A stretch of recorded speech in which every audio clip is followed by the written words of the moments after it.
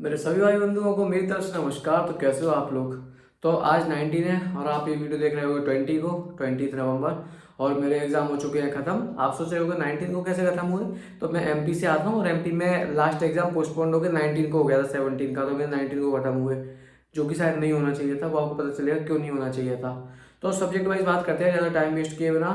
सबसे पहला सब्जेक्ट आता है एडवांस अकाउंट्स। ग्रुप 2 के एग्जाम्स की बात करूँ, ग्रुप 1 मेरा मई 23 में निकल गया था।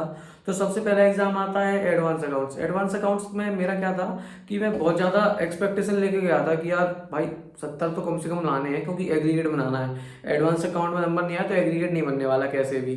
तो 70 की सोच के पूरी तैयारी करके गया, कुछ छोड़ा नहीं था। एक लिक्विडेशन वाला चैप्टर छोड़ा था, वो भी ऑप्शन में क्या छोड़ ही दिया था मैंने। तो और पता है वहाँ पे क्या हुआ। 70 की सोच के गया था और अटेंड ही मेरे पास 80 के मार्क्स का कुछ अटेंड हुआ। और बाकी 80 में से भी क्या सीन था, वो कंसोलिडेशन वगैरह वाला आया था ना, वो मैंने करा ही नहीं था कभी। मैंने पीवाईक्यू लगाए थे बहुत सारे, बट मैंने कभी किया ही नहीं था वो कंसोलिडेशन का। कैसे होगा, इतने अलग अलग साल होगा, इतना टाइम लग रहा था। तो मैंने बोला चलो ठीक है, उसमें से पता नहीं कितने मिलेंगे। और फिर जो इंटरनल रिकंस्ट्रक्शन का आया था वो भी मेरा मैच नहीं हुआ। मैक्सिमम लॉस मेथड का पता नहीं क्या हुआ।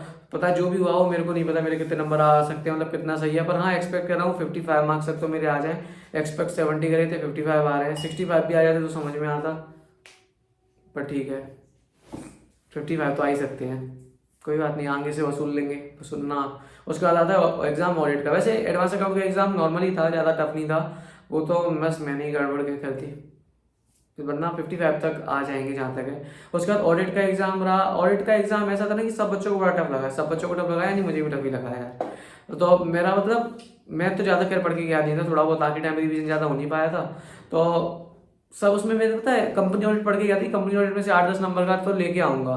और फिर सीन ये हुआ है कि कंपनी ऑडिट में से तो मुझे क्वेश्चन दिखा ही नहीं है कोई कहीं पे भी। तो 8-10 नंबर तो मेरे गए हैं वो सीधे सीधे, कि कहाँ से 10 नंबर मिलते हैं मेरे को। और उसके बाद कौन सा आया था, उसके बाद क्या था यार। उसके बाद तो बाकी ऐसे 210 में से, 220 में से, 710 में से, ज़्यादातर फ्रॉड वगैरह में से यही यहीं से क्वेश्चन दिख रहे थे। मैंने ऑडिट में क्या गड़बड़ करी है ना, कि मैंने ऑडिट में बिल्कुल लेमन लैंग्वेज में आंसर लिखे हैं। मतलब मैंने जो पूछा है वो लिखा होगा मैंने, मुझे मतलब अब तो मुझे इतना ज़्यादा याद नहीं है, बट मैंने मतलब ऐसे नॉर्मल लैंग्वेज में लिखा है। तो मेरे को नहीं लगता ज़्यादा नंबर मिलेंगे। तो मैं ऑडिट में वैसे तो एक्सपेक्ट कर रहा था कि मेरे 45 तक आ जाएंगे, पर एमसीक्यू पे भी डिपेंड करता है।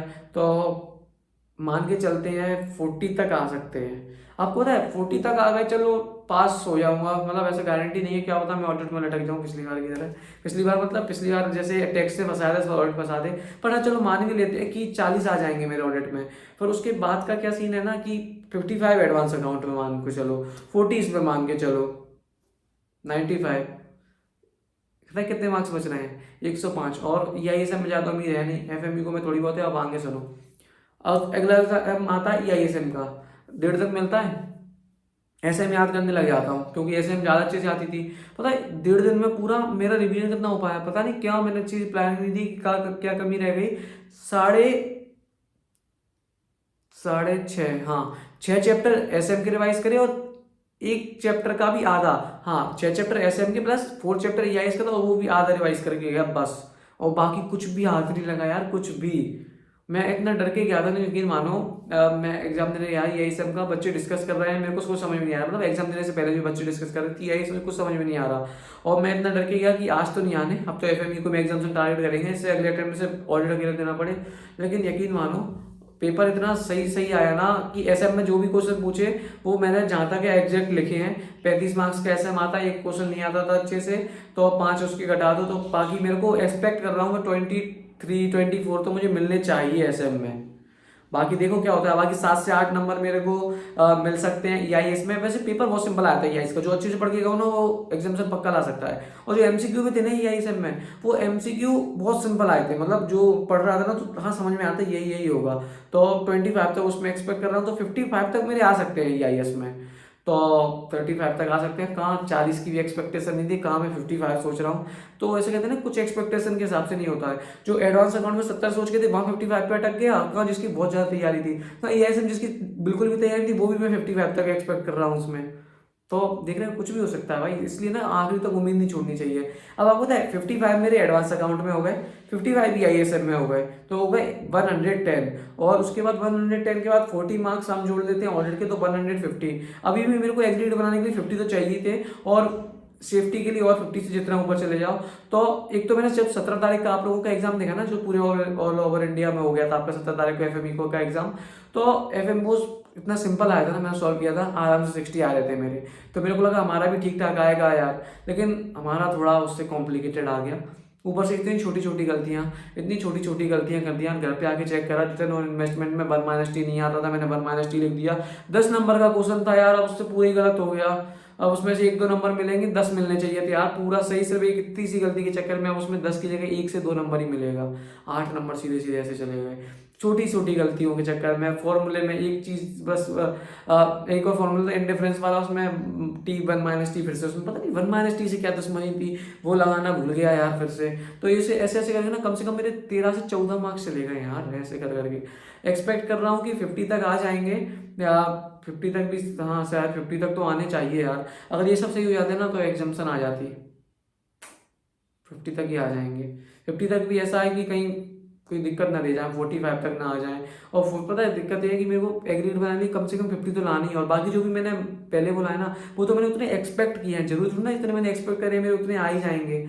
ये तो बस एक मेरी एक्सपेक्टेशन चली, हालांकि सही होती है मेरी। पिछली बार जो एक्सपेक्ट किया था बिल्कुल एग्जैक्ट उतने नहीं आए थे। इस बार भी एक्सपेक्ट कर रहा हूँ कि इसमें 47 से 51 के बीच में रह सकते हैं, 50 भी आ सकते हैं। अब मेरा है कि कहीं से ग्रेस मिल जाए यार अब तो। अब पता है मेरे को डर इस बात का है कि मेरे को ऑडिट ना फंसा दे। जैसे ऑडिट में मैं राइट एग्जैक्ट 40 एक्सपेक्ट कर रहा हूँ, अगर 40 से ऊपर भी जा सकते हैं, मैं तो 45 तक एक्सपेक्ट कर रहा था। तो 45 ऊपर चले गए फिर तो अच्छा है कि मेरा एग्रीगेट तो चल बन जाएगा, संभाल लेंगे एग्रीगेट। दिक्कत है कि उसमें 40 से कम रह गया और मेरा 200 भी नहीं बना, तो फिर ग्रेस भी नहीं मिलते। ऐसा पॉलिसी रहती है कि अगर आपके 200 पा रहे हैं और एक सब्जेक्ट में 35 तक है तो आपको ग्रेस मिल जाते हैं। मेरे को तो कहीं से केस में फंस रहा हूँ। अब पता है इस बार ग्रुप 2 की मेरी तैयारी अच्छी थी, मैं पास हो सकता हूँ, जहाँ तक मुझे उम्मीद है हो जाऊंगा मैं। पक्का तो नहीं कह सकते क्योंकि ICAI पे भरोसा नहीं कर सकते।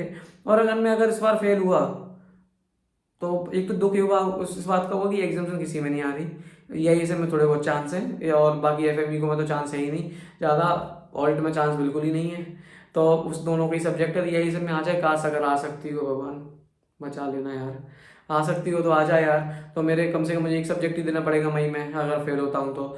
और अगर मैं फेल हुआ ना इस बार में, यकीन मानना मैं बहुत क्लोज मार्जिन से फेल होऊंगा अगर मैं होऊंगा तो, बहुत ज़्यादा क्लोज मार्जिन से, ज़्यादा से ज़्यादा 10-12 नंबर से ज़्यादा से कम से मैं फेल नहीं होऊंगा। और होगा भी तो ऐसा हो सकता है कि मेरा एग्रीगेट बन रहा होगा और मैं किसी एक सब्जेक्ट में जा रहा हूँ, ऑडिट ही होगा और वो जहाँ तक होगा।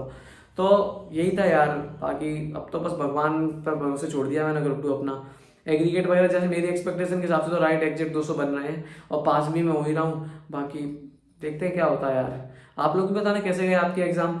आप एक शिकायत करना चाहूँगा यार ICAI वालों आपसे, कि जब आप हमारा एग्जाम अलग से करा रहे तो कम से कम डिफिकल्टी लेवल थोड़ा यार सेम ही रख देते, ज़्यादा मार्क्स आ जाते तो श्योर तो रहता कम से कम यार। गड़बड़ है ना यार, इससे अच्छा तो हम दूसरे सेंटर पे, छोड़ो यार इन चीज़ों पे बात नहीं करते। बाकी आप लोग बताना आपका कैसे गए। Thank you so much video देखने के लिए, धन्यवाद।